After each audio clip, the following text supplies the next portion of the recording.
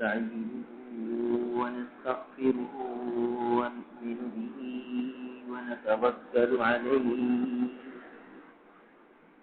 ونعوذ بالله من شرور أنفسنا ومن سيئات أعمالنا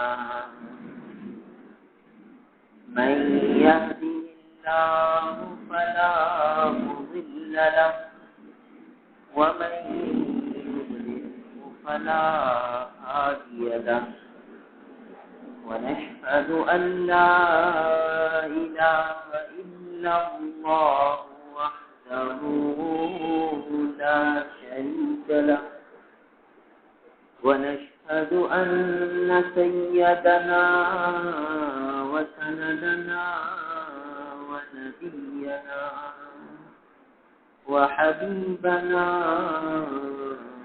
وحبيب ربنا وطبيبنا ومولانا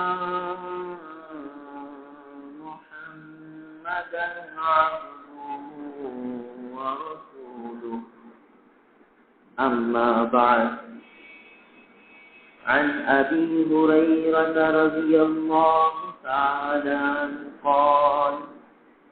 قال رسول الله صلى الله عليه وسلم من حج فلم يرفث ولم يفسق رجع كيوم ولدته أمه رواه البخاري ومسلم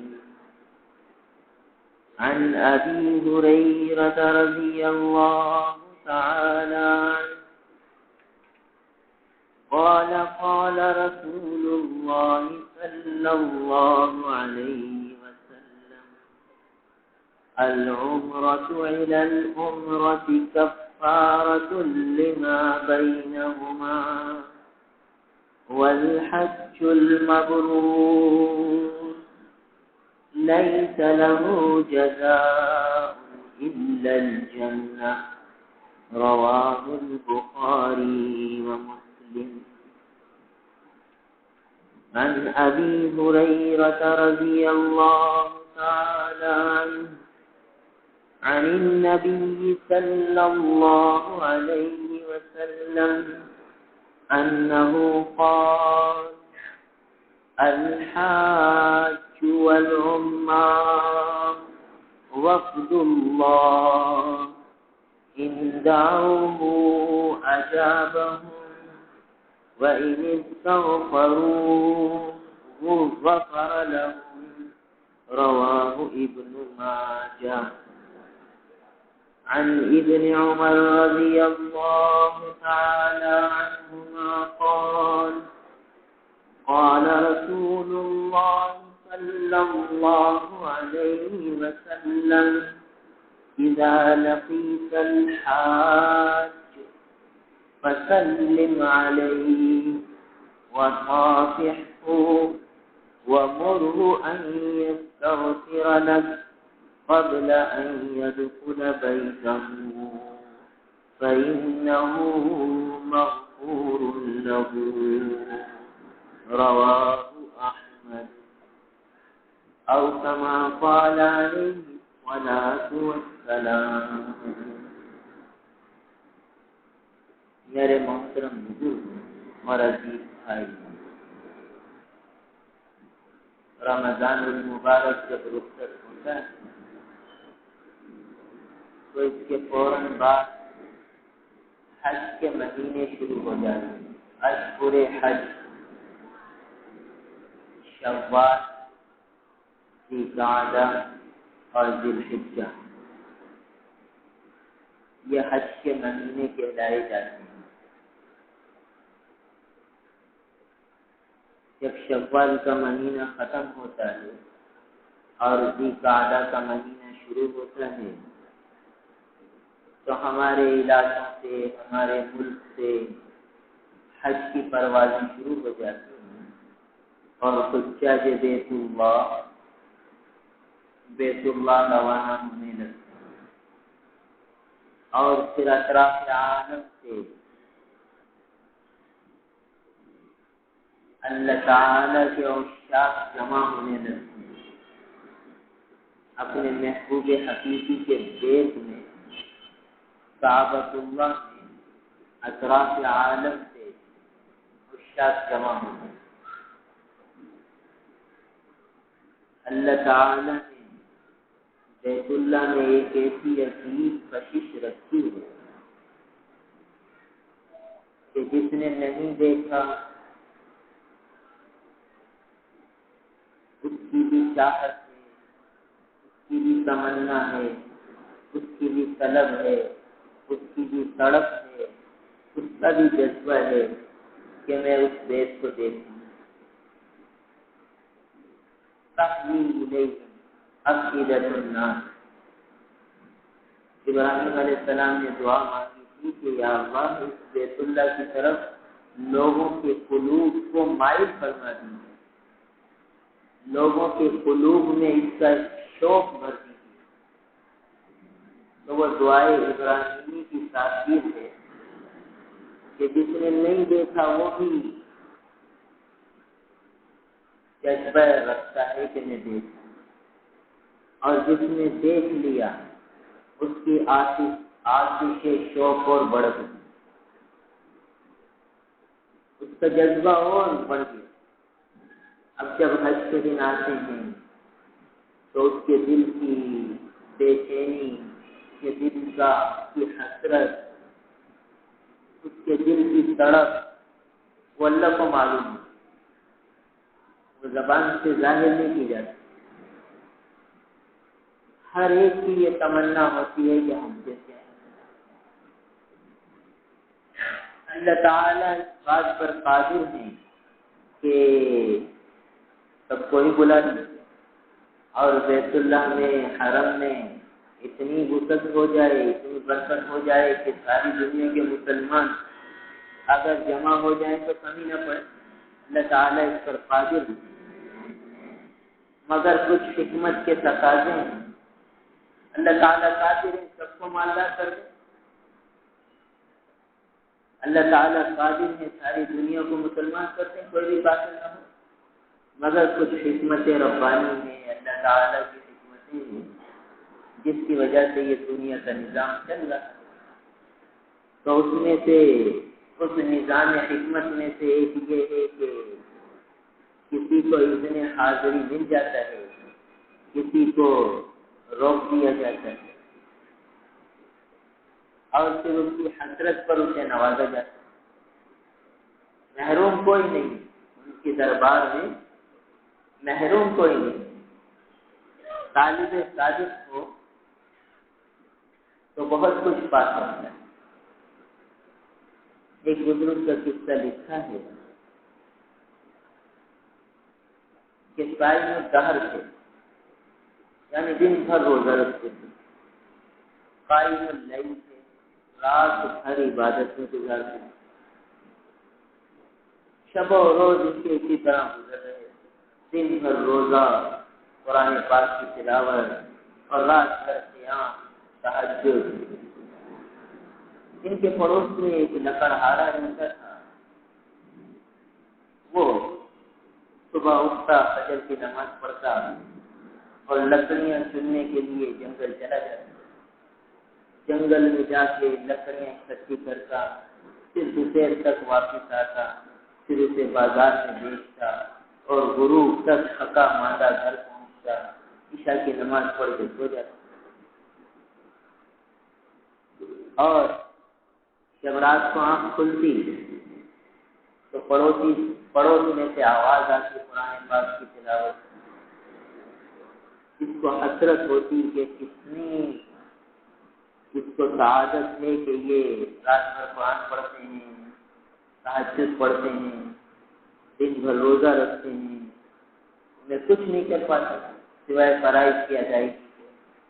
یہ کتنا آگے نکل گئے، ان کو کتنا اللہ کا قرب مل گیا، اور ہائے افسوس کہ میں کچھ نہیں کر پاتا۔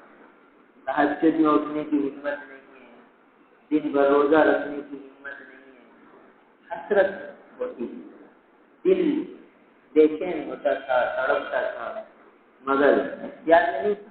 دن بھر لکڑیاں چننی ہے جنگل کی دھوپ میں، اور پھر اسے اٹھا کے لانا ہے، پھر بازار میں بیچنا ہے، اور پھر شام کو جو چند پیسے ملے گھر والوں کو دینے ہیں۔ تو تھک ہار کے پڑھائی کی پابندی تھی، اور یہ کام بیچارے نہیں کر پاتے، تو انتہائی حسرت رہتی۔ اور جو برابر میں اللہ والے تھے وہ اپنی عبادت میں لگے رہتے، خوب اللہ کا قرب حاصل کرنے میں لگے ہوئے۔ کچھ عرصہ ہوا کہ لکڑہارے کا انتقال ہوا، پھر کچھ عرصہ ہوا کہ اللہ والوں کا انتقال ہو گیا۔ کسی نے اللہ والے کو خواب میں دیکھا تو پوچھا کہ حضرت کیا ہوا معاملہ؟ تو اللہ تعالیٰ نے بڑا کرم فرما دیا اور نواز کیا اور میری بخشش فرما دی اور بہت کچھ عطا فرما۔ مگر ایک بات بتاؤں کہ وہ جو میرا پڑوسی ہے نا لکڑہارا، وہ مجھ سے آگے نکل گیا، اس کی حسرت نے تو مجھ سے بہت آگے چل گیا۔ عمل نہیں تھا، عمل کرنے کی طاقت ہمت نہیں تھی، مگر حسرت تھی کہ میں کر نہیں پایا۔ اس حسرت نے اسے کام پہنچا دیا۔ تو جو نہیں جا سک رہے اور دل ان کے تڑپتے ہیں، تو یہ حسرت اللہ تعالیٰ دیکھتے، وہ محروم نہیں ہوتے، انہیں یہاں بھی نوازے گا۔ اور جو جا رہے ہیں انہیں حاضری کا موقع ملا، شاہی دربار میں جا رہے ہیں تو وہاں کے آداب کا خیال کریں۔ یہ حدیث پاک آئی کہ حاجی اور عمرہ کرنے والے اللہ کے مہمان بن کے جا رہے ہیں، خالق کے کائنات کے مہمان، وفود الرحمان، رحمان کے وفد ہیں۔ تو ان کی بہت اونچی شان ہے، بہت اونچا مقام ہے، مگر ہم لوگ مادیت میں اتنے پھنس گئے، اتنے ڈوب چکے کہ اب ہمیں ان مبارک عبادات کی کیفیات، سرور، وہ کچھ نہیں ملتا۔ اس کی ایک اہم وجہ یہ ہے کہ ان عبادات کو ہم نے رسوم اور رواج کا تابع بنا۔ عبادات کے اندر رسوم اور رواج کو داخل کر، جس کی وجہ سے ان عبادات کی روح ختم ہو گئی، ان عبادات کی حقیقت، کیفیات، جذبات سب رخصت ہو، سب رسوم اور رواج کی نظر ہو۔ لہذا آج ان چند انہی باتوں کی طرف اشارہ کرنا مقصود ہے کہ اب الحمدللہ حجاج کرام کی روانگی کا وقت قریب آ رہا ہے۔ تو حجاج کرام سے ملنے والوں کے لیے کیا آداب ہے، اور جو حج پہ جا رہے ہیں حضرات حجاج کرام، ان کے لیے کیا آداب ہے، کن صورتوں کو اختیار کرنا، کون سے آداب کو اختیار کرنا۔ دیکھیے، رسوم اور رواج کی پابندی تو اتنی زیادہ کہ ہر بات کا خیال رکھا جائے، اور سفر کے آداب کیا ہیں، کون سی دعائیں پڑھنی ہیں، کس طرح گھر سے نکلنا ہے، اس کی طرف توجہ تو مہمانوں کو سنبھالنے پر ہے۔ حاجی صاحب مہمانوں کو سنبھالیں گے، 2 بسوں کا انتظام دے، تو وہ بیچارے مہمانوں کے سنبھالنے میں اتنے متفکر ہوتے ہیں کہ جو کرنے کا کام تھا، جو روحانی اس سفر کی روحانیت کو حاصل کرنے والی چیزیں، یعنی گھر سے نکلتے ہوئے کن دعاؤں کا اہتمام کرنا ہے، کن آداب کا خیال رکھنا ہے، ان کی طرف توجہ ہی نہیں کرتے۔ آج اللہ کہتے ہیں بس مستحب ہے، بس باقی بدا ہو جائے بس کافی ہے۔ اور مستحب اور یہ چیزیں بچی کہ کیا کریں، مہمانوں کو بھی سنبھالنا ہے۔ تو اب بتائیے کہ جس سفر کا آغاز اتنا بڑا سفر کہ اللہ تعالیٰ کے مہمان بن کے جا رہے ہیں، اور پھر وہاں جو انوار برکات ہیں ان کو لینے جا رہے ہیں، اور اس کا آغاز وہ رسوم اور رواج کی پابندیوں سے ہو رہا ہے کہ 2 دن پہلے سے ملنے جلنے والوں کی آمد ہے، اور ملنے جلنے والے ہدایہ لے کر آ رہے ہیں۔ بھائی اس کی کیا ضرورت تھی؟ کیوں ہدیے دے رہے ہیں؟ کیوں مٹھائی کے ڈبے دے رہے ہیں؟ کیوں کیک کے ڈبے دے رہے ہیں؟ کیوں شربتوں کی بوتل دے رہے ہیں؟ کیوں لفافے دے رہے ہیں؟ کیا وجہ ہے؟ کیا مقصد ہے؟ کیا غرض ہے دینے والوں کی، اور کیا غرض ہے، کیا مقصد ہے لینے والوں کی؟ عورتوں میں بھی یہ بات بہت زیادہ ہے اور مردوں میں بھی ہے۔ یعنی روانگی سے 2 دن پہلے آپ دیکھیں کہ ان حاجیوں کے گھر پر ایک رت جگہ کی کیفیت ہوتی ہے، اور ملنے جلنے والوں کی آمد ہے۔ اس حد تک تو صحیح تھا کہ ملنے جلنے والے آتے، دعا کی درخواست کرتے، جیسا کہ اب حدیث میں آ رہا ہے، ان سے اپنے لیے دعا کرنے کی درخواست کرتے اور ان کے لیے دعائیں کرتے اور واپس آ جاتے۔ اس حد تک تو ملاقات بہت اچھا تھا، اور اس حد تک ملاقات مستحب بھی تھی، اور یہی آگے بڑھ کے رسوم اور رواج کا سبب بن گئی کہ پہلے بزرگان دین یہ فرما دیتے تھے، علماء کرام یہ فرما دیتے تھے کہ بھئی جانے سے پہلے سب اقربا کو جمع کر لیا جائے، ان سے معافی تلافی کر لی جائے، اور یہ کہا سنا معاف کرا لیا جائے کہ لمبا سفر ہے، نہ معلوم واپسی ہو نہ ہو، اور پیدل سفر ہوتے تھے، کئی مہینے لگ جاتے تھے، تو وہ جمع ہو جاتے تھے رشتے دار، آپس میں کہا سنا معاف ہو جاتا تھا، ایک دوسرے کو دل سے دعائیں دے دیتے تھے، اور بس نہ کوئی لینا ہوتا تھا نہ دینا ہوتا تھا، نہ رسوم تھے نہ رواج تھے، بس یہ تھا۔ اب بات آگے بڑھی اور آنے والوں نے سوچا کہ خالی ہاتھ کیسے جائیں، کچھ نہ کچھ لے کے جائیں، اور ہار بھی پہنائیں اور کچھ ہدیہ بھی دیں، جس کا جتنا تعلق وہ اپنے تعلق کو کے اظہار کو ثابت کرنے کے لیے کہ مجھے آپ سے اتنا تعلق ہے۔ دور کا دوست ہے تو 20 روپے والا ہار لے آئے، زیادہ قریبی ہے تو 50 والا لے آئے، اور زیادہ کوئی اپنا تعلق ظاہر کرنا چاہتا ہے تو 100 روپے والا ہار لے آئے۔ ان ہار سے تعلقات کی کیٹیگریاں پتہ چل گئی۔ اب بتائیے یہ کیا چیز ہے، اسے ہم کس چیز کا نام دیں گے؟ کیا ہماری شریعت ان باتوں کی اجازت دے گی کہ ہم اس طرح ریاکاریاں کریں؟ تعلق کو تو ایک جذبے کا نام ہے قلبی، کہتے ہیں قلب کو قلب سے راحت ہوتی ہے، تو وہ تو ایک اندر کی کیفیات ہے کہ جن کا قلبی تعلق ہوتا ہے وہ آپس میں ملے بغیر رہ نہیں سکتے، ملتے ہیں سکون ہوتا ہے، نہیں ملتے بے چینی ہوتی ہے۔ وہ تو ایک قلبی تعلق کا نام ہے۔ اس قلبی تعلق کو کے اظہار کو ظاہری سبب کی ضرورت نہیں، وہ تو ایک کیفیت قلبی ہے، اللہ تعالیٰ کا ایک عجیب نظام کہ جن کے دلوں کو جوڑ دیا وہ رہ نہیں پاتے۔ تو اب یہ ان چیزوں کو ہم کس چیز کا نام دیں گے؟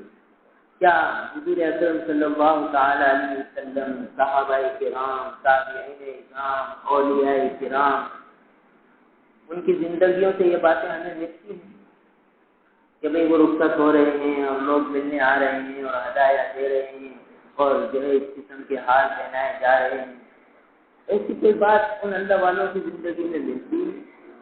ہاں، جو ملتی ہے وہ یہ ہے کہ فکر ہے اس بات کی کہ حاضری کے آداب کیسے ہوں گے ادا، کیسے میں اس در کا جاؤں گا، کہیں وہاں کی بے ادبی نہ ہو جائے، کہیں وہاں محرومی نہ ہو جائے، کہیں ایسا کام نہ ہو جائے کہ اللہ تعالیٰ ناراض ہو جائے۔ یہ فکر تو تھی۔ آج آپ دیکھ لیجیے کتنے حاجیوں میں یہ فکر ہے کہ بھئی وہاں کے ادب نصیب ہو جائے، وہاں کی بے ادبی سے بچ جاؤں، کیا تدبیر اختیار کروں کہ وہاں کے سارے انوار برکات سمیٹ کر لے آؤں۔ کتنے حجاج کرام کو اس کی فکر ہے، اور کتنوں کو یہ فکر ہے کہ بھئی جانا ہے تو کتنی بچیں کرنی ہے، کتنے ساتھیوں کو دعوت دینی ہے، کس کس کو بلانا ہے، کس کس کو نہیں بلانا، کس کو نہیں بلائیں گے تو ناراض ہوگا، کتنے گھر، کون سے گھر سے کتنے افراد کو بلانا ہے، کتنوں کو نہیں بلانا۔ یہ فکر تو ہے اکثر حجاج کرام۔ یہ فکر نہیں ہے کہ کیسے ادائیگی ارکان صحیح ہو جائے، کیسے اللہ تعالیٰ راضی ہو جائیں، کیسے ایسے حاضری مجھے کہ سارے انوار برکات وہاں کے ہمیں نصیب ہو۔ اس کی فکر خال خال ہے، نہ ہونے کے برابر ہے، اور رسوم رواج کی فکر ہر ایک پر۔ پھر کیا ہوتا ہے کہ دیکھیے جب آدمی نے حاجی کو ہدیہ دے دیا، تب حاجی صاحب کے دل میں یہ بات آئی کہ فلاں نے مجھے اتنے روپے والا پہاڑ دینا ہے اور اتنے روپے والے مٹھائی کا ڈبہ دیا ہے۔ اب یہ اتنا کیلکولیشن وہ کرتا ہے۔ پھر جب وہ بیت اللہ سے مسجد کی طرف، گھر سے بیت اللہ کی طرف نماز کے لیے جاتا ہے تو راستے میں اسے چیزیں نظر آتی ہیں، 2 ریال کی، 5 ریال کی، 10 ریال کی، 20 ریال کی۔ اب اس کا ذہن کیلکولیٹ کرتا ہے کہ بھئی یہ 2 ریال کی چیز ہے، 50 روپے کی بنی، اور فلاں نے مجھے 10 روپے کا ہار پہنایا تھا اور 100 روپے کی پیٹی دی تھی مٹھائی کی، تو اب میں اس کو تو یہ دے دوں، فلاں کو یہ دے دوں، فلاں کو یہ دے دوں، اس کے لیے یہ مناسب رہے گا، اس کے لیے یہ مناسب رہے گا۔ دیکھیے ان رسوم اور رواج کی نحوست کیا پڑ رہی ہے کہ جس کو اپنے ہوٹل سے بیت اللہ جاتے ہوئے بیت اللہ کی عظمت کا استحضار کرنا تھا کہ کہاں جا رہا ہوں، کس جگہ جا رہا ہوں، وہ کوئی تصور نہیں۔ ہاں یہ ہے کہ بھئی فلاں نے یہ دیا، یہی عورتوں کا حال کہ فلاں کے گھر سے یہ آیا تھا، فلاں کے گھر سے یہ آیا تھا، فلاں کی بیٹی کے لیے یہ خریدنا ہے، فلاں کے بچے کے لیے یہ خریدنا ہے، یہ نہیں خریدیں گے تو وہ ناراض ہو جائیں گے۔ اور مسجد حرم آتے جاتے وہ جو چیزیں بیچ رہے ہیں ان چیزوں کی طرف، ان دنیا کی طرف نگاہ ہے، کون سی چیزیں خریدنی ہیں، کون سی سب خریدنی ہے، کیا کرنا ہے کیا نہیں کرنا۔ اب جب یہ کیفیات کے ساتھ حج ہوگا تو کیا انوار ملیں گے، کیا برکات ملیں گے، کیا اس حج کی تاثیر زندگی پر اثر انداز ہوگی، کچھ نہیں ہوگا۔ لہذا دیکھ لیجیے اللہ کے محبوب اس حدیث میں آیا کہ حاجی جب حج سے واپس آتا ہے تو اس طرح لوٹتا ہے کہ جیسے آج کی ماں کے پیٹ سے جنا گیا، یعنی گناہوں سے پاک صاف ہو۔ اب عالم یہ ہے کہ اتنا سامان خرید لیا کہ 32 کلو کی اجازت اور سامان 80 کلو ہے، 50 کلو زیادہ ہے۔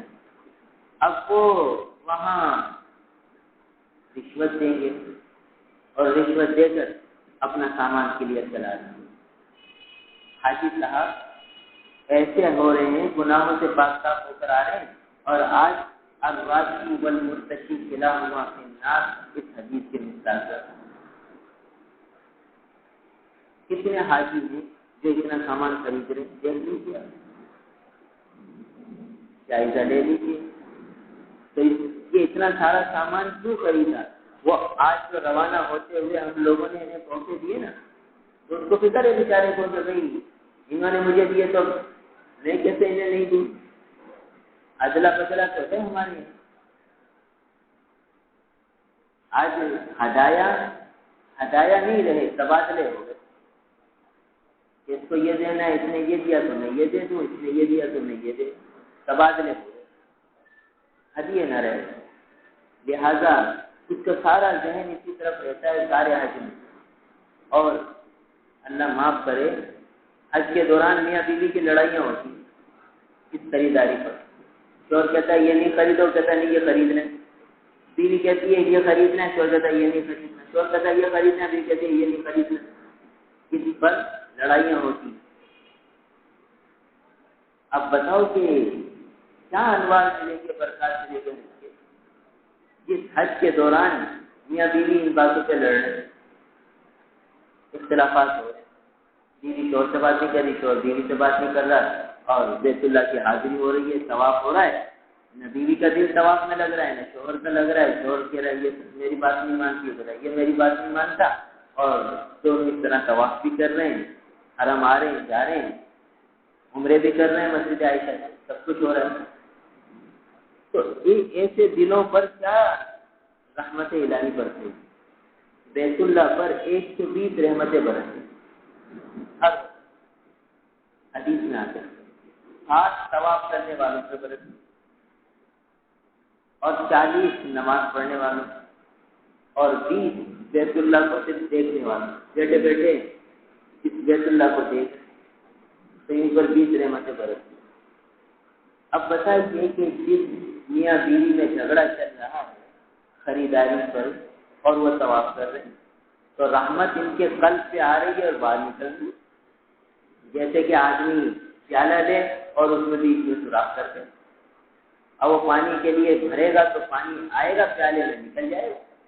اب کیونکہ پیالہ ٹوٹا ہوا ہے، نیچے سے سارا پانی نکل رہا ہے، یہ نہیں کہ پانی نہیں آ رہا، تو یہ نہیں کہ وہاں ملے گا کچھ نہیں، بہت کچھ ملے گا، ہر حاجی کو ملے گا۔ لاکھوں روپے خرچ کر کے اللہ کے نام پہ لاکھوں روپے اس نے خرچ کیے ہیں، تو کیا اللہ تعالیٰ اسے ایسے ہی بھیج دیں گے؟ خوب دیں گے، مگر اس کا کٹورا ہی ٹوٹا تو کیسے ملے گا؟ ایک بزرگ سے میں نے عرض کی کہ حضرت کچھ عطا فرما دیجیے،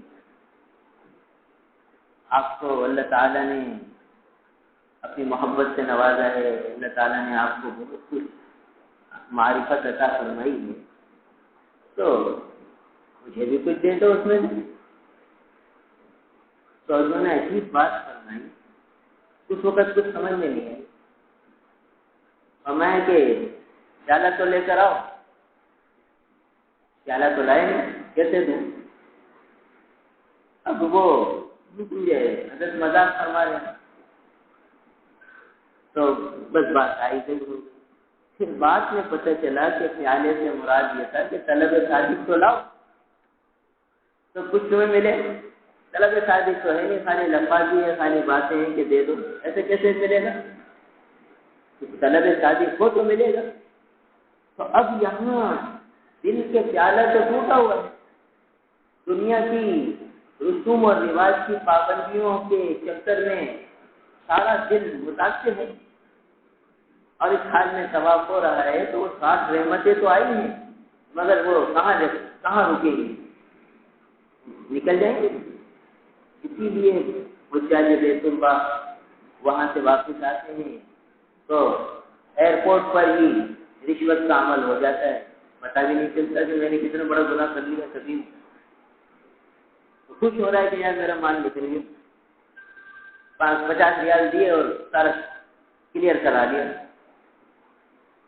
اور اللہ معاف کرے، بعض حاجی تو ایسے ہوتے ہیں کہ دوسرے حاجیوں کو بھی کہتے لاؤ تمہارا بھی کام کرا ہے، تو 50 ریال دو تمہارا کام کرا ہے، اور خوش ہوتے ہیں کہ میں حاجیوں کی خدمت کر رہا ہوں۔ رشوت کے معاملے میں دلال بن رہا ہے اور کہہ رہا میں حاجیوں کی خدمت کر رہا ہوں۔ دیکھیے تو ان سب باتوں کی وجہ کیا بن رہی ہے؟ یہ آج سے گفتگو ہوتے ہوئے ہم ہدیے تحفے دے رہے ہیں نا، یہ بنیاد ہے ان حج کے انوار برکات سے ملنے کے، لہذا ان کو ختم کرنا۔ تو جانے والوں کے لیے تو یہ ہے کہ وہ ہر اس قسم کی کوئی پارٹیاں ہی نہ کریں، حج ملن پارٹی یا مہمانوں کو جمع کرنا، یا یہ نہیں کہہ رہے کہ کوئی ناجائز ہے، کوئی گناہ ہے، اس طرح جمع کر لیا تو کوئی کبیرہ گناہ کر لیا۔ دیکھیے آداب بتا رہے کہ اس طرح کرنے سے مفاسد زیادہ ہیں، فائدہ کم ہے، اور تاجر آدمی پروفٹ کو دیکھتا ہے، جس چیز میں پروفٹ زیادہ ہے اس کو کرتا ہے، جس میں لاس یا خطرہ ہوتا ہے اسے نہیں کرتا۔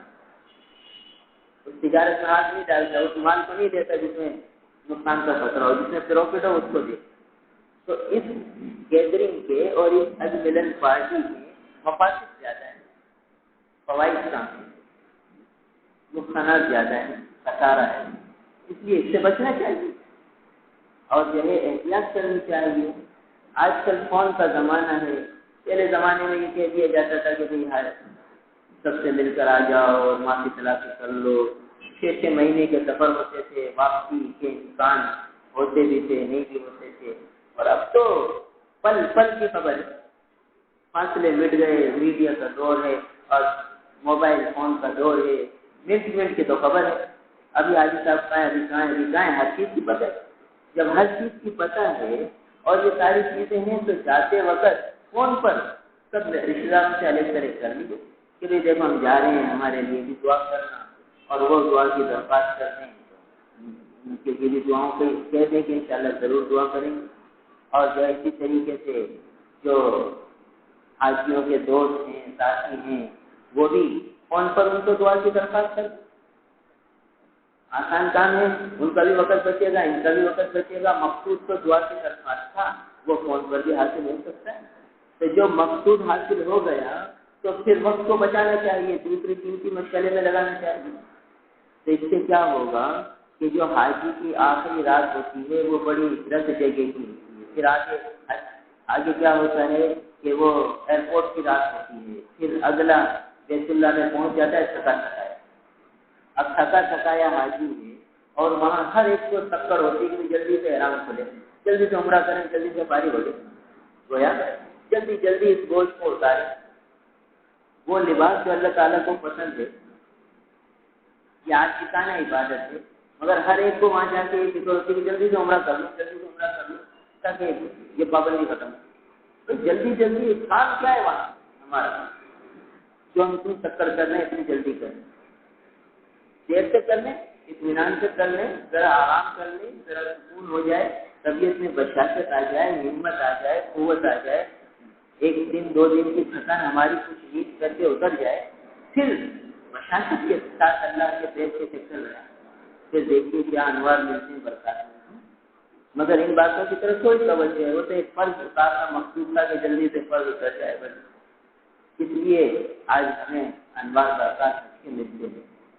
اب یہ ہے کہ ملنے جلنے کے اعتبار سے فون پر معذرت الگ طرح کر دی جائے، اور جو ہے جو آ جائیں محبت سے مل لیا جائے اور درخواست بھی کر دی جائے۔ جو حاجیوں کو رخصت کرنے والے ہیں وہ حاجیوں سے دعا کی درخواست کریں۔ ثابت ہے اللہ کے محبوب نے حضرت عمر رضی اللہ تعالیٰ عنہ سے فرمایا تھا کہ اے میرے پیارے بھیا مجھے اپنی دعا میں نہ بھلا۔ حضرت عمر رضی اللہ تعالیٰ عمرے پر جا رہے تھے تو حضور سے ملنے آئے، تو حضور نے ان سے دعا کی درخواست کی۔ حضور نبی نے امتی سے درخواست فرمائی۔ معلوم ہوتا ہے کہ قبولیت کی گھڑیاں ہیں، قبولیت کے مقام ہیں، امت کو تعلیم ہے، لہذا ضرور دعا کی درخواست کرنی چاہیے۔ جا کر کریں، فون پر کریں، کوئی حرج نہیں، یہ ثابت ہے۔ تو جو چیز جس درجے میں ثابت ہے اسی درجے میں رکھنا چاہیے۔ اب دعا کی درخواست کرنے کے لیے جانے میں پھل لے کر جانے کی کیا ضرورت ہے، مٹھائی کی پیٹی لے کر جانے کی کیا ضرورت ہے، کوئی اور چیز لے کر جانے کی کیا ضرورت ہے؟ جو چیز ثابت ہے اس کو اسی درجے میں رکھا جائے تو دعا کی درخواست کر دی جائے، اور یہ بھی کہہ دیا جائے کہ اگر یاد رہے تو ہمارے آقا نبی کریم صلی اللہ تعالی علیہ وسلم کو ہمارا پیغام پہنچا دیں، یاد رہے، یعنی اس کو لازم نہ کر دیا جائے کہ بھی پہنچانا، ضرور پہنچانا، تاکید کر رہا ہوں، تو اس سے ان کو حاجی پر پہنچانا لازم ہو جائے گا، وہ نہیں پہنچائے تو گناہ گار ہو جائے گا۔ ایسے دعا کر کے بھی یاد آئے جائے تو ہمیں بھی یاد رکھ لینا بھائی دعا، اور حاجی بھی ان سے کہہ دیں انشاءاللہ ہم ضرور دعا کریں گے، انشاءاللہ ہم ضرور آپ کا سلام انشاءاللہ کے ساتھ کہہ دے تاکہ لازم نہ رہے کہ اگر اللہ نے چاہا مجھے یاد رہا تو میں ضرور آپ کا سلام عرض کروں گا، اور انشاءاللہ یاد رہا تو میں ضرور آپ کے لیے دعا کروں گا اگر اللہ نے چاہا۔ اس طرح یہ کہہ دے اور جانے سے پہلے کی دعاؤں کا آداب کا پورا اہتمام کرے۔ جو علماء سے پوچھی کہ بھئی مجھے حج پر جانے سے پہلے کن آداب کا خیال رکھنا ہے، ان آداب کے اختیار کرنے پر زیادہ توجہ ہو، مہمانوں کی بھیڑ بھاڑ کی طرف زیادہ توجہ نہ ہو۔ مجھے جانا ہے، میں کن آداب کے ساتھ یہاں سے نکلوں، کون کون سی دعائیں کر کے نکلوں۔ حضور صلی اللہ تعالیٰ علیہ وسلم نے، صحابہ کرام نے اس موقع پر کون سی دعائیں کی ہیں؟ یہ جو اس وقت کی دعائیں ہیں یہ گھر والوں کے لیے توشہ ہے۔ استودعکم اللہ الذی لا تضیع ودائعہ، کہ وہ اللہ کی امان میں دے کے جائے اپنے گھر والوں، اور یوں کہہ کے جائے استودعکم اللہ الذی لا تضیع ودائعہ۔ گھر والے اسے دعائیں دیں استودعکم اللہ فی دینک و امانتک و خواتیم عملک۔ اب یہ جو مضمون دعائیں ہیں یہ تو دینے کا رواج نہیں، نہ اس کی طرف دھیان ہے نہ توجہ ہے کہ بھئی رخصت کرنے والے کون سی دعا دیں اور رخصت ہونے والا انہیں کون سی دعا دے۔ جو کرنے کے کام ہے وہ تو سب ختم، جو نہ کرنے کے کام ہے اس کو اتنا لازم، اتنا ضروری کہ فرض واجب کا درجہ کہ بھئی یہ تو کرنا ہے ورنہ لوگ کیا کہیں گے اور دنیا کیا کہے گی، اور بھئی یہ کچھ دنیا داری بھی ہوتی ہے، خالی خوش نہیں ہو جانا چاہیے، سب چیزوں کو دیکھنا پڑتا ہے۔ بھائی عبادت کر رہے ہیں، اپنا حج کے فرض ادا کر رہے ہیں، اس میں ساری دنیا کو دکھانے کی ضرورت کیا ہے کہ کہتے بھی دنیا داری بھی کرنی ہے، یہ بھی کرنا ہے، وہ بھی کرنا ہے۔ تو ٹھیک ہے، اللہ کا حکم، اللہ نے موقع دیا ہے، سعادت دی ہے، اب ہم جا رہے ہیں تو کم از کم آداب کی رعایت کرتے ہوئے جائیں اور ان چیزوں سے بچیں۔ اور جو رخصت کرنے والے ہیں وہ ہار نہ ڈالیں، بلکہ ہار کی جگہ اتنی رقم، 20 روپے کا ہار ڈالنا تھا تو 20 روپے، 50 روپے کا ہار ڈالنا تھا تو 50 روپے، 100 روپے کا ہار ڈالنا تھا تو 100 روپے صدقہ حاجی صاحب کے لیے، اور دعا کریں کہ یا اللہ اس صدقے کی برکت سے ہمارے ان حاجی صاحب کے سفر کو آسان فرما دیجیے، قبول فرما دیجیے، سارے سفر میں ان کے لیے آسانی ہو، اور سارے سفر میں ان کے لیے سہولت ہو، اور تمام ارکان یا اللہ ان کے خیر و خوبی سے پورے ہو جائیں اور ان کو حج مبرور کی سعادت نصیب ہو۔ حدیث میں آتا ہے کہ جو کسی کے لیے دعا کرتا ہے تو فرشتہ، اللہ تعالیٰ اس فرشتے کو مقرر فرماتے ہیں کہ وہ اس دعا پر آمین کہے اور پھر اس آدمی کے لیے یہ دعا کرے جو یہ دوسرے کے لیے کرے۔ یعنی جب ہم نے کہا یا اللہ اس حاجی کے سفر کو آسان فرما، اس کے سفر کو قبول فرما، اس کے حج کو مبرور اور مقبول فرما، تو فرشتہ ہمارے لیے دعا کرے کہ یا اللہ اس کو بھی حج کی سعادت عطا فرما، اس کے حج کو بھی قبول فرما، اس کے لیے بھی آسانی فرما۔ تو ہمیں فرشتے کی دعائیں ملیں گی۔ اب بتاؤ، اب ہار ڈالنا زیادہ بہتر رہا کہ جس میں دنیا داری ہی دنیا داری تھی، دکھلاوا ہی دکھلاوا تھا، اپنی خواہش ہی خواہش تھی اور کچھ بھی نہیں تھا، اور اس کے بالمقابل صدقے کا ثواب مل گیا، اور صدقے سے رد بلا ہوتی ہے، بلائیں ٹل گئی، اور حاجی صاحب کے لیے جو ہم نے صدقہ کر کے دعا کی، ایک فرشتے نے ہمارے لیے دعا کی۔ بتاؤ وہی ہار کی رقم سے ہم نے کیا کچھ کما لیا اور کتنا فائدہ حاجی کو پہنچ گیا۔ ہار گلے میں ڈالا، اتار دیا حاجی نے، کیا فائدہ ملا حاجی کو آپ کے ہار ڈالنے سے؟ اور آپ نے صدقہ کیا تو حاجی کا کتنا بھلا ہوا اور آپ کو کتنا اجر ملا، اور ہار ڈالنے کا آپ کو کیا ثواب ملا؟ کچھ بھی نہیں ملا، بس خواہش کی پوری ہو گئی۔ تو اس لیے بھائی جب دنیا کے معاملے میں ہم بڑے تیز ہیں، بڑے ذہین ہیں، بڑے چالاک ہیں، تو آخرت کے معاملے میں، دین کے معاملے میں بھی ہمیں چوکنا رہنا ہے، نفس و شیطان کی خواہش سے نہیں، کی باتوں سے نہیں آنا۔ تو اس میں کیا حرج ہے؟ خوشی کا اظہار ہے، ہار ڈال دیا تو کیا حرج ہے؟ خوشی کا اظہار ہے، کیا خوشی کا اظہار کرنا منع ہے اسلام میں؟ کتنے لوگ بیچارے اس طرح اعتراض کر ڈالتے ہیں۔ تو بھائی یہ تھوڑی کہا جا رہا ہے کہ کوئی ہار ڈالنا حرام ہے، یہ تو نہیں کہا جا رہا۔ ہم تو آج لاجک کا دور ہے، ہر چیز کی لاجک، ہر چیز کی حکمت، ہر چیز کی وجہ، تو ہم بتا رہے ہیں کہ دیکھیے ہار ڈالنے میں کیا نقصان ہے، اور ہار نہ ڈالنے، ہار کے بجائے صدقہ کر دینے کے کیا کیا فائدے ہیں۔ دونوں میں فائدہ دیکھ لو، زمین آسمان کا فرق ہے، تو پھر کون سی صورت اختیار کرنی چاہیے؟ عقل مندی کا تقاضا کیا ہے؟ صرف یہ کہہ کر ارے بھائی حرج کیا ہے، اس میں خوشی کا اظہار ہے، ہم خوشی کا اظہار کر رہے ہیں تو کوئی دین اس سے منع تھوڑی کرتا ہے، تو اسلام اس سے روکتا تھوڑی، تو ٹھیک ہے اپنا نقصان کیجیے، کون منع کرتا؟ مگر ہم تو یہ کہہ رہے ہیں کہ بھائی آدمی دنیا کے معاملے میں جب چالاکی اختیار کرتا ہے تو دین کے معاملے میں بھی تو چالاک بنے، کیوں اپنا پروفٹ کا لوٹ کرتا ہے، کیوں اپنے 20 روپے 100 روپے ضائع کرتا ہے؟ بس خواہش کے اظہار میں ضائع ہو، زیادہ سے زیادہ مباح ہے، ثواب تو کچھ بھی نہیں ملا، مباح ہوا نا، بس ایک اپنی خواہش پوری کرنی ٹھیک ہے، مباح ہوا، کوئی ثواب نہیں، نہ حاجی کو کوئی فائدہ، نہ آپ کو کوئی فائدہ، نہ دنیا میں کوئی فائدہ، نہ آخرت کا کوئی فائدہ۔ اس کے بجائے یہی رقم سستے میں جاتی تو کیا کچھ فائدہ آپ کا ہوتا، کیا کچھ فائدہ حاجی کا ہوتا، اور پھر آپ سستا کر کے جو دعائیں کرتے تو فرشتے کی دعائیں آپ کو ملتی۔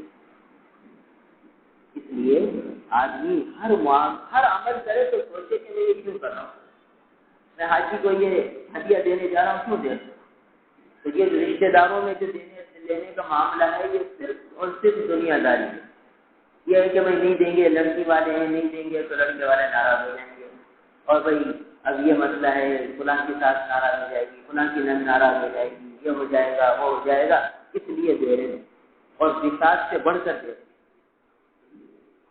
اپنی بساط سے بڑھ کر دے رہے ہیں، یعنی حیثیت نہیں ہے جو ہے مہنگا کیک دینے، مگر دینا پڑ رہا ہے کہ بھائی کیا کریں گے، تو لڑکی والوں کو تو دینا پڑے گا بھائی، اور بھائی حافظ کی ربڑی دیں گے، چھوٹی گٹی کی مٹھائی نہیں دیں گے، اور دوسری جگہ وہ چھوٹی گٹی کی مٹھائی بھی چل جائے گی، تو یہ تسنع ریاکاری ہے اور کچھ بھی نہیں۔ تو ہم مسلمان ان چکروں میں پڑ گئے، اور حج جیسی قیمتی عبادت، حج جیسی عبادت کے جو زندگی بدلنے والا عمل تھا،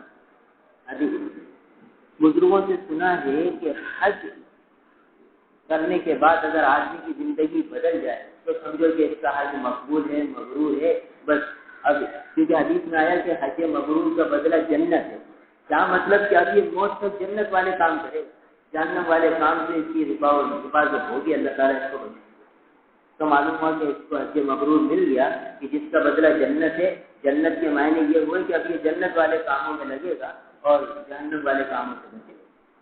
اور یہاں حال یہ ہے کہ حج پہ جا رہے ہیں اور نمازوں کی پرواہ نہیں، ایئرپورٹ پہ نماز قضا ہو رہی ہے، اسے مہمانوں سے ملنے کی تو فکر ہے، فلاں سے بھی مل لوں، فلاں سے بھی مل لوں، اور نماز قضا ہو رہی ہے، وہ تو اللہ غفور الرحیم ہے، اللہ معاف کر دے، نماز کی فکر نہیں کہ کیسے نماز پڑھوں، جماعت سے پڑھوں تاکہ میری جماعت فوت نہ ہو، کیا صورت اختیار کروں، تو جماعت کی کوئی فکر نہیں، نماز کی کوئی فکر نہیں، ملنے ملانے کی فکر ہے، یہ عام مشاہدہ ہے۔ لہٰذا اس سے کیا نقصان ہوتا ہے، بعض اوقات ملنے ملانے کے چکر میں فلائٹ بھی نکل جاتی ہے، پریشانیوں میں آ جاتا ہے، اور ایسے بہت سے کیس ہوئے۔ لہٰذا یہ بسیں لے کر جانا اور جو ہے بڑے مہمانوں کو لے کر جانا اور ان چکروں میں پڑنا، اس سے بچنا چاہیے، اور اسی طریقے سے دعوتیں کرنا اور دعوتیں کا سلسلہ شروع ہو جاتا ہے رشتے داروں کے، بھائی آج اس کے گھر دعوت ہے، آج فلاں کے گھر دعوت ہے، آج فلاں کے گھر دعوت ہے، اور یہ سب دعوتیں نبھانا ضروری ہے، حاجی کو جانا ضروری ہے اور ان کو دعوت کرنا ضروری ہے۔ وہ سوچتے ہیں ان کی تاریخیں آ گئیں، حالانکہ گھر میں کوئی پریشانی ہوتی ہے، کوئی اور معاملہ ہوتا ہے، مگر کہتے نہیں کہ دعوت تو کرنی پڑے گی ورنہ تو ان کو ناراضی ہو جائے گی، اور حاجی صاحبان کو وقت ہے نہیں ہے، ان کو جانا ضروری ہے، کہ نہیں جائیں گے تو ناراض ہوں گے، کیا کریں، جانا پڑے گا۔ دونوں طرف تکلف، دونوں طرف بناوٹ، دونوں طرف تکلف، تو ایسے میں کیا برکتیں ملیں گی، کیا خیریں ملیں گی، اسی لیے تناؤ پڑتا ہے، اور حج سے واپسی میں آ کر ہدیے دینے لینے میں ہی کتنے گھروں میں رنجشیں ہو جاتی ہیں، اور 2 مہینے گزر جاتے ہیں، ہدیے سچی نہیں ہوتے، تو وہ انتظار کر رہے ہیں کہ بھئی جو ہے فلاں کو یہ چیز دینی ہے، فلاں کو یہ چیز دینی ہے، فلاں سے مشورہ کرنا ہے، تو یہ ہدیے کیسے محبتیں پیدا کریں، تو 2-2 مہینے گزر جاتے ہیں، پھر ہدیے پہنچتے ہیں لوگوں کے پاس، کیوں نہیں دیے تھے، بھائی فلاں بات کیے جاتے کہتے اب کریں، تو یہ ہم اور آپ مشاہدہ کر رہے ہیں، تو یہ سب مفاسد پیدا ہو رہے ہیں رسوم رواج کی پابندی کرنا. تو اس لیے جو کرنے کا کام تھا وہ صرف یہ تھا کہ حاجی سے دعا کی درخواست کیا ان کو رخصت ہوتے ہوئے زیادہ ان کو رخصت کر دیں. پہلے زمانے میں یہ تھا کہ قافلے جاتے تھے تو شہر کے حد تک مشایعات ہو جاتی تھی، یعنی ان کے ساتھ چل کر انہیں رخصت کیا جاتا ہے کہ چلو بھائی شہر کی حد ختم ہونے تک ان کے ساتھ چلے گئے، پھر انہیں رخصت کیا اور اس میں وہ اپنی سواری لے کر جاتے تھے اگر سواریوں پر جاتے تھے. یہ نہیں کہ جو حاجی ہے وہ ان کے لیے انتظام کرتا ہے. جیسے یہاں ہوتا ہے کہ حاجی 2 بسوں کا انتظام کرتا ہے، ایک میں عورتیں ہوتی ہیں ایک میں مرد ہوتے ہیں، اور یہ سارا خرچہ حاجی کے گلے پر ہوتا ہے. تو وہ یہاں وہاں وہ نہیں ہو سکتا. وہ حاجی کو چھوڑنے جاتے تو خود اپنا خرچہ کر کے جاتے تھے، اپنی سواری پہ چلے جاتے اور شہر کے باہر چھوڑ کر پھر آخری مسافہ کر کے واپس آ جاتے. تو اس حد تک بھی نہیں جائے گی کہ اگر چھوڑنا ہے تو خود چلے جائیں، ایئرپورٹ تک چلے جائیں اپنے پیسوں سے اور اس کو چھوڑ کر رخصت کر کے آ جائیں. باقی حاجی خود اہتمام کرے لوگوں کو دعوتیں دے دے کر، اس میں پھر بڑی پریشانیاں ہیں اور رسوم اور رواج کی پابندی ہے. تو حاجی صاحبان کو چاہیے کہ وہ اس قسم کے انتظام نہ کریں، اہتمام نہ کریں، اور جن کو اس قسم کی دعوت آئے وہ اس قسم کی دعوت میں شرکت ہی نہ کریں کہ بھئی کل آپ حج میں جائیں گے پھر آپ کو بھی یہ کرنا پڑے گا، ورنہ وہ حاجی ناراض ہوگا کہ ہم نے تو 2 بسیں کی تھی، یہ آ گئے تھے اور یہ ہمیں بلا ہی نہیں رہے، دیکھو اکیلے جا رہے ہیں، پھر ناراضگیاں بڑھیں گی. رسوم اور رواج کا ایک نقصان یہ ہوتا ہے. تو جتنی رسوم رواج ہیں ان کا انجام دلوں کی رنجش اور دلوں کا توڑ، دل ٹوٹتے ہیں، رنجشیں بڑھتی ہیں، نفرتیں بڑھتی ہیں ان رسوم اور رواج کی پابندی اور سادگی کے ساتھ کام کرنے سے محبتیں بڑھتی ہیں. تو ہمارے نبی کا ہر عمل سادگی والا ہے. لہٰذا جب حاجی جائے تو یہ کوئی ان چونچلوں میں نہ پڑے، اور جو رخصت کرنے والے ہیں وہ دعا کی درخواست کر دیں اور جو ہے زیادہ ان کو اس پر اپنے خرچے سے جا کر چھوڑ کر آ جائیں بس، اور دعا کی درخواست کر دیں اور ہار وغیرہ نہ ڈالیں، بلکہ اس کی جگہ ان کے لیے صدقہ کریں حاجی صاحب کے لیے، اور ان کو بتا دیں کہ بھئی دیکھو ہم نے آپ کو ہار نہیں ڈالا، ہار کی جگہ ہم نے رقم صدقہ کر دی ہے تاکہ اللہ تعالیٰ صدقے کی وجہ برکت سے آپ کے سفر کی میں آسانی کرنا. تو حاجی کو زیادہ خوشی ہوگی. کئی ساتھیوں نے یہ بات بتائی کہ بھئی ہم حج پہ گئے تو ہمارے فلاں دوست نے ہمیں یوں کہا کہ ہم نے ہار اس لیے نہیں ڈالا کہ ہم نے صدقہ کر دیا آپ کی طرف سے، تو ہمیں بڑی خوشی ہوئی، دل خوشی سے بھر گیا. صدقہ کرنے والے کا دل بھی خوش ہے اور جس کو بتایا اس کا دل بھی خوش ہے، اور ہار ڈالنے سے کیا ہوا کچھ بھی نہیں. تو اس لیے ان تمام رسوم اور رواج جیسے دعوتوں کا سلسلہ چلتا ہے اس سے بھی بچنا چاہیے، ایک بڑا اہتمام دعوت کا کرنا اس سے بھی بچنا چاہیے، اور سے جانے کے لیے بسوں کا اہتمام کرنا اس سے بھی بچنا چاہیے، اور جو ہے یہ واپسی میں وہاں سے وزن سے زیادہ، جتنا وزن الاؤ ہے اس سے زیادہ سامان خرید کے رشوت دینا اس سے بھی بچنا ہے. ان تمام باتوں سے بچنا ہے. ایسا نہ ہو کہ ہم وہاں سے خالی آئیں، وہاں سے بہت کچھ لے کر آنا ہے، زندگی کو بدل کر آنا ہے کہ اب تو ہم جنت والے اعمال میں موت تک لگے. ایسی تبدیلی لے کر آنی ہے. وہ تبدیلی ان رسوم رواج کی پابندیوں کے ساتھ نہیں ہوتی، اور ان رسوم اور رواج سے بچیں گے تو یہ تبدیلی آ جائے گی. لہٰذا دیکھ لیجیے کیا کیا فضائل ہیں حج کا، کیا کیا اللہ تعالیٰ نوازنا چاہتے ہیں. تو یہ حج کی عبادت معمولی عبادت نہیں ہے، زندگی بھر میں آپ ایک مرتبہ موقع ملتا ہے، اور اس کو ہم رسوم اور رواج کی بھیڑ چلا کر کتنا بڑا خسارہ، کتنا بڑا نقصان ہے. تو اس سے بچنا چاہیے. تو دیکھیے یہ جو حدیث آئی حضرت ابو ہریرہ رضی اللہ تعالیٰ عنہ سے فرماتے ہیں کہ من حج فلم یرفث ولم یفسق رجع کیوم ولدته امہ، کہ جو جس نے حج کیا اور حج کے دوران کوئی شہوت کی باتیں نہ کی، احرام کی حالت میں شہوت کی باتیں بھی نہ ہیں. اور عجیب بات ہے ساری دنیا کا حسن و جمال وہاں جمع ہے، ساری دنیا کا حسن و جمال، ہر قسم کی عورتیں وہاں موجود ہیں. اب حاجی کے لیے یہ ہے کہ رفث نہ کرے. اب ان مناظر کو دیکھ کر شہوت کا غلبہ ہوتا ہے. اور حدیث میں ہے کہ نہیں کرے کوئی کام ایسا. دیکھیے کتنی پابندی. اب حاجی کا حال تو یہ ہے ہمارے اللہ معاف کرے کہ جمعرات کو فلائٹ ہے تو بدھ تک تو وہ دکان پہ بیٹھا ہوا ہے بازار میں. بدھ تک وہ اپنی تجارت میں لگا ہوا ہے, لینا دینا اور سارا کام وہ کر رہا ہے. تو بدھ کے دن رات تک اس نے دکانداری کی ہے اور اگلے دن جمعرات کو بیت اللہ پہنچ گیا اور بیت اللہ میں طواف کر رہے. تو جو نگاہیں اس کی یہاں غلط استعمال ہو رہی تھی وہاں بھی اسی طرح ہوگی. نگاہوں پر پردے اس نے لگائے کب؟ یہاں رہ کے تو مشق تو کی نہیں, تو کیا احرام کی چادریں باندھنے کے ساتھ ہی آنکھوں کی حفاظت آ جائے گی؟ وہ تو یہاں بھی عادت تھی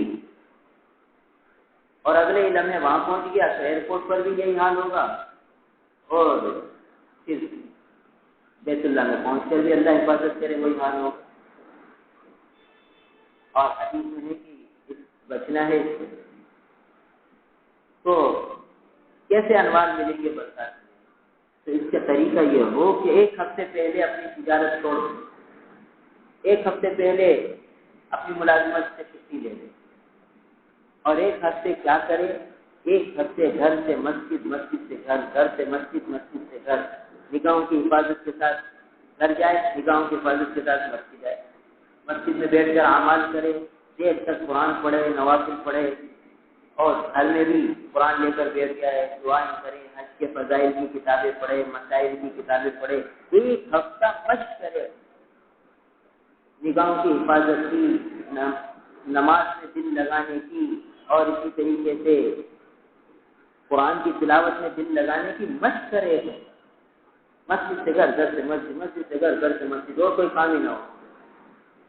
تو آپ یہاں مشق ہو گئی, اب بیت اللہ جائے گا تو بس وہاں نگاہوں کی بھی حفاظت ہوگی اور بیت اللہ سے باہر آنے کا جی بھی کرے گا کہ میں بیت اللہ میں بیٹھا رہوں بس, کیونکہ مشق کر لی. اب یہاں تو مشق ہے نہیں.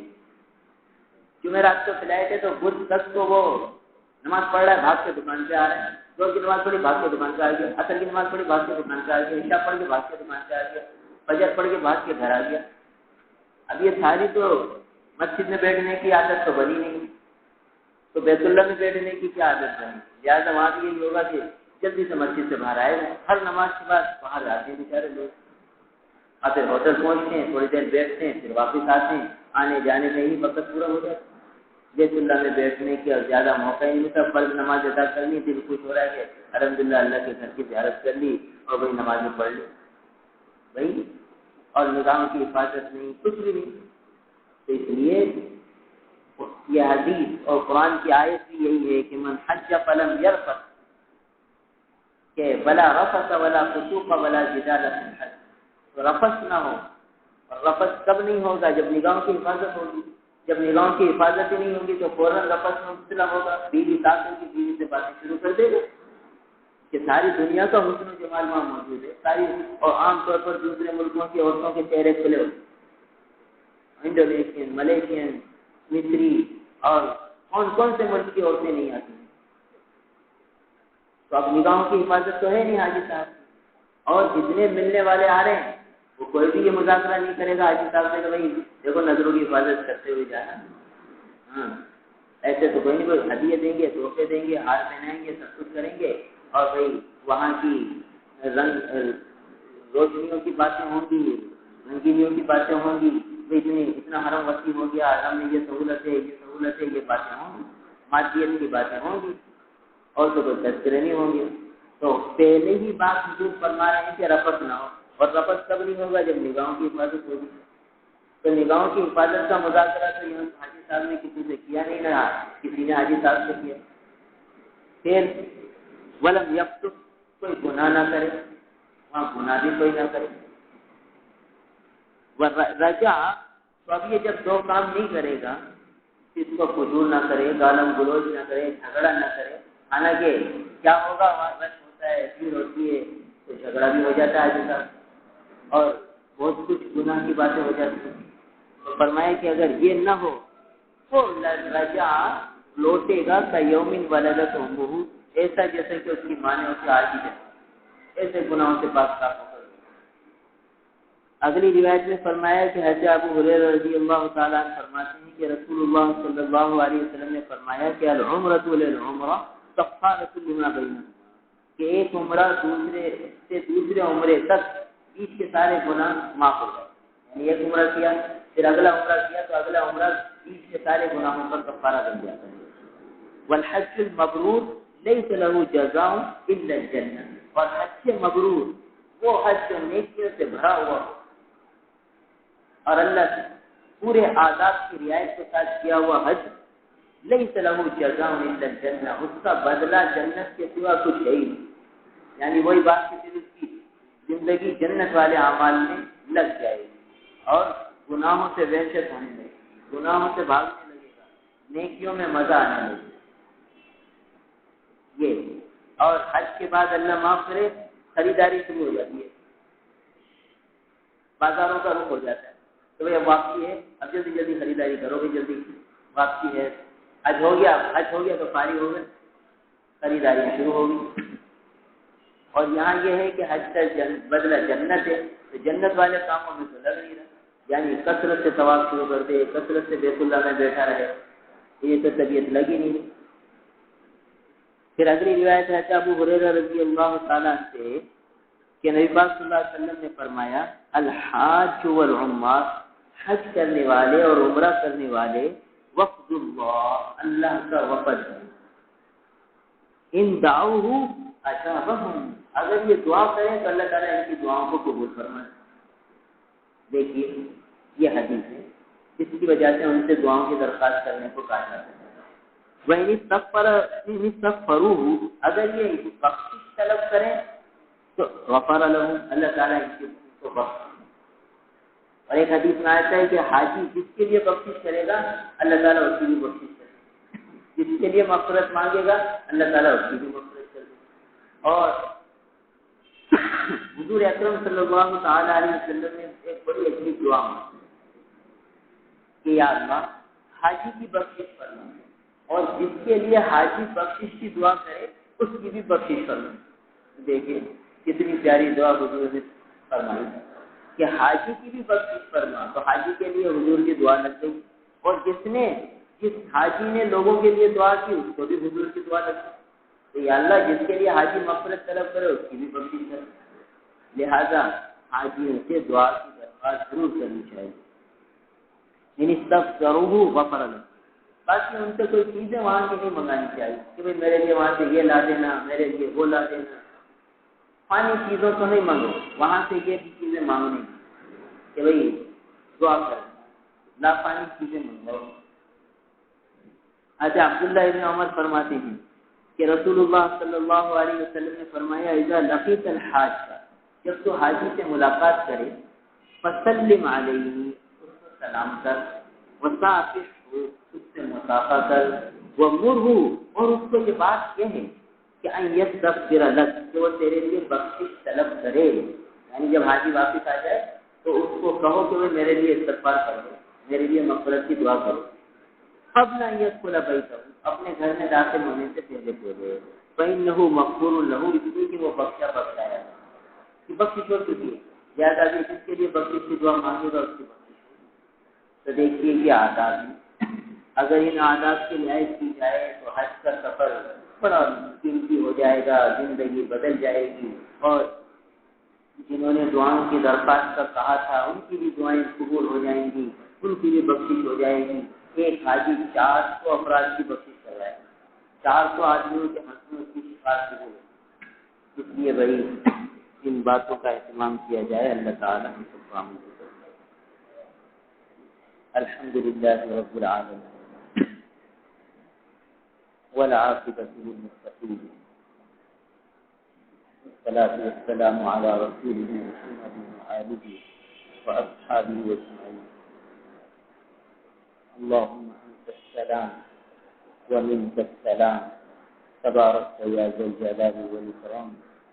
یا اللہ اثرات عالم سے آپ کے بیت میں آپ کے ارشاد جمع ہونے کا، یا اللہ سب کی حاضری کو مقبول بنا دیجیے، مبرور بنا دیجیے۔ جن کو اتنی حاضری نہیں ہے ان کے طلب صادق کو قبول فرما لیجیے، ان کے لیے بھی غیر سے اسباب بنا دیجیے۔ یا اللہ ہم سب کے لیے ہر سال کی حاضری کو مقدر میں لکھ دیجیے، ہر سال کی حاضری ہمارا مقدر بنا دیجیے۔ یا اللہ محروم نہ فرمائیے۔ یا اللہ حرمین شریفین کے برکات انوار ہر حاجی کو نصیب فرما دیجیے، کسی کو بھی محروم نہ فرمائیے۔ یا اللہ اپنا تعلق نصیب فرما دیجیے، ہمیں آپ کی عبادت جس طریقے سے کرنی چاہیے اس طرح کرنے کی سعادت نصیب فرما دیجیے، ہر عبادت کو آداب کی رعایت کے ساتھ کرنے والا بنا دیجیے۔ یا اللہ ہم رسوم اور رواج میں پھنس چکے ہیں، سر سے پیر تک ڈوب چکے ہیں، یا اللہ نکلنے کا راستہ نظر نہیں آتا، آپ کی عافیت کے ساتھ ایسے اسباب بنا دیجیے کہ ہم رسوم اور رواج سے بچ جائیں۔ کہ اللہ ہر عبادت خالص آپ کی رضا کے جذبے کے ساتھ ہو جائے، ہر عبادت کے انوار برکات ہمیں نصیب ہو جائیں۔ یا اللہ اس سعادت میں ہمیں محروم نہ فرمائیے۔ کہ اللہ ہمارے سارے گناہوں کو معاف فرما دیجیے، ساری کوتاہیوں کو معاف فرما دیجیے، ہم سے جو بے ادبیاں ہو جاتی ہیں، جو گستاخیاں ہو جاتی ہیں، سب معاف فرما دیجیے۔ آپ کے گھر میں جو بے ادبی ہو جاتی ہے، نماز پڑھنے میں جو آپ کے سامنے کھڑے ہو کر بے ادبیاں ہو جاتی ہیں، سب معاف فرما دیجیے۔ یا اللہ کسی پر بھی گرفت نہ فرمائیے۔ ہمارے آقا نبی کریم صلی اللہ علیہ وسلم پر کروڑوں رحمتیں نازل فرما دیجیے، کروڑوں درود و سلام ہماری طرف سے ہمارے آقا کو پہنچا دیجیے۔ آج جمعے کا دن گزرا ہے، اطراف عالم سے کتنے لوگوں نے درود و سلام حضور پر پہنچائے ہیں۔ یا اللہ اور فرشتوں نے جتنے درود و سلام حضور کو پہنچائے ہیں سب آپ کے علم میں ہیں، ان کی تعداد کو کروڑ کر کے بڑھا کر ہماری طرف سے ہمارے آقا پر وہ سارے درود و سلام پہنچا دیجیے، ہمارے آقا کو ان سے مطلوب فرما دیجیے، ہمیں اپنے محبوب کا کامل اتباع نصیب فرما دیجیے۔ یا اللہ حضور کی ہر سنت کو زندہ کرنے والا بنا دیجیے، ہر سنت کا پورا عمل کرنے والا بنا دیجیے، ہمیں سستی سے کوتاہی سے بچا لیجیے، ہر ایسی کوتاہی اور سستی سے بچا لیجیے، ہر ایسی غفلت لاپرواہی سے بچا لیجیے جو سنت سے محروم کر دے، سنت پر عمل کی ہمت نہ رہے، ایسی کیفیت سے بچا لیجیے۔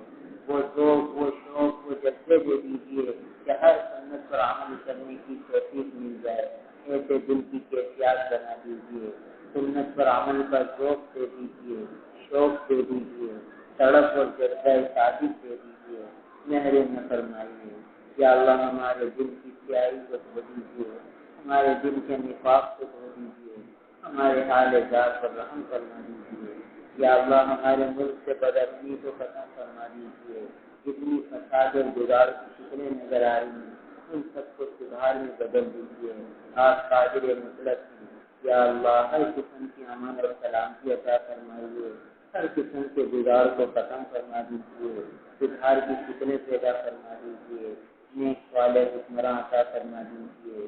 اے اللہ بجلی کی قحط سے بچا لیجیے، پانی کی قلت سے بچا دیجیے، گیس کی قلت سے بچا دیجیے۔ یا اللہ ان نعمتوں کی فراوانی عطا فرمائیے، بارش کو ہمارے لیے رحمت کا سبب بنا دیجیے، باران رحمت بنا دیجیے، نفع والی بارش بنا دیجیے، بارش کے نقصانات سے ہمارے شہر والوں کی، ہمارے ملک والوں کی پوری حفاظت فرمائیے، ہر قسم کے نقصان سے پوری حفاظت فرمائیے، اور بارش سے مردہ زمینوں کو زندہ کر دیجیے، بارش کو نفع والی بارش بنا دیجیے، رحمت والی بارش بنا دیجیے۔ یا اللہ آپ کے عذاب کی شکل نہ بنائیے، آپ کی رحمت کی شکل بنا دیجیے، ان بارشوں کو ہمارے ملک کی ترقی کا ذریعہ بنا دیجیے، کرم فرما دیجیے، فضل فرما دیجیے، آپ سے دینے والا بنا دیجیے، اپنے گھر کا بھکاری بنا دیجیے، اپنے در کا منگتا بنا دیجیے، اپنے در کا سوالی بنا دیجیے۔ یا اللہ محروم فرمائیے، بہت سے لوگوں کی دعاؤں کے لیے کہہ رہے ہیں، سب کے مسائل کو حل فرما دیجیے، کیسے مشکلات میں لوگ گھرے ہوئے ہیں، آپ سب سے واقف ہیں، ان کی مشکلات کو حل فرما دیجیے، ان کی مشکلات کو آسان فرما دیجیے، ان کی پریشانیوں کو دور فرما دیجیے، سب کو سکون اور چین عطا فرمائیے، سب کو راحت اور ٹھنڈک قلب کی عطا فرمائیے، یا اللہ سب کو سکون قلب عطا فرمائیے، ہر قسم کی پریشانیوں سے سب کی حفاظت فرمائیے، سب کے مسائل کو حل فرما دیجیے، جن بچیوں کے رشتے نہیں ہو رہے انہیں بہتر جوڑ والے رشتے عطا فرما دیجیے، والدین کی فکروں کو دور فرمائیے، والدین کو بچوں کی خوشیاں دکھلا دیجیے، بچیوں کی خوشیاں دکھلا دیجیے، یا اللہ رحمتوں کے فیصلے نازل فرمائیے، اپنی ناراضی اور عذاب کے فیصلوں سے واپس لے لیجیے، یا اللہ ہم آپ کو راضی کرنا چاہتے ہیں، آپ ہم سے راضی ہو جائیے،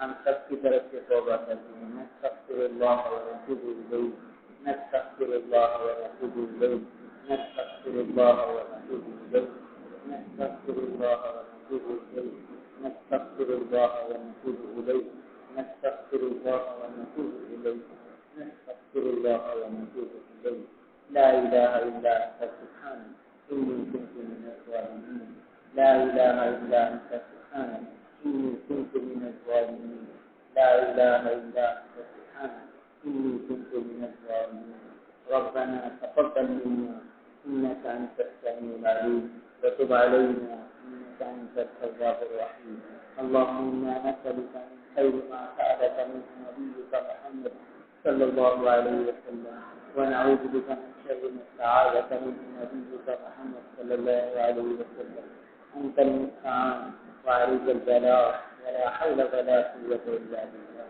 وصلى الله تعالى على خير خلقه محمد وآله وأصحابه أجمعين، آمين برحمته.